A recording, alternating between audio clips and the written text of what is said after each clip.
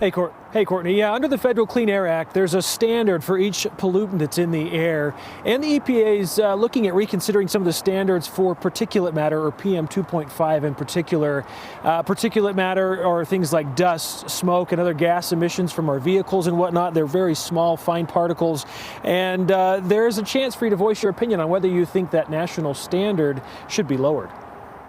For those of us who live in the northern valleys in wintertime, we know that air quality can degrade quickly when inversions are in place. There's really no safe level of air pollution. I mean, it's kind of like smoking.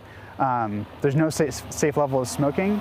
It's those particulates get into your lungs and they cause all sorts of health impacts. Last week, air quality became a concern in several counties along northern Utah with unhealthy air reported.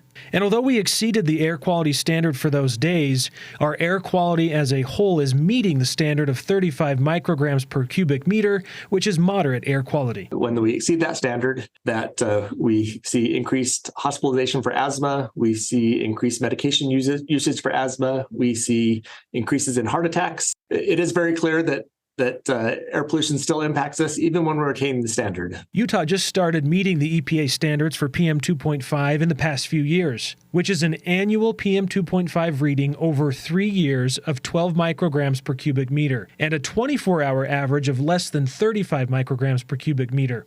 They're considering lowering the annual 12 micrograms per cubic meter to between 9 and 10 micrograms per cubic meter. Anybody who's lived through the last inversion has gone outside and tried to breathe and just living through these inversions, we know that it's actually, it ought to be lowered. We have this firsthand experience of the air pollution, and that tells us that it should be lowered. The EPA is looking for data and comments that would help them decide. Any health data or any other comments that would influence that decision of where that should land.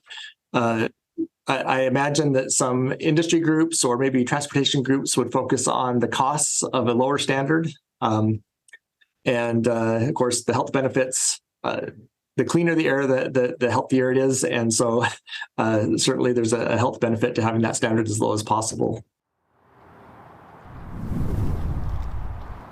All right, well, if you would like to weigh in, the comment period will run through March 28th, and it's on the government regulations website. We'll post a link to that under this story on our website on abc4news.com.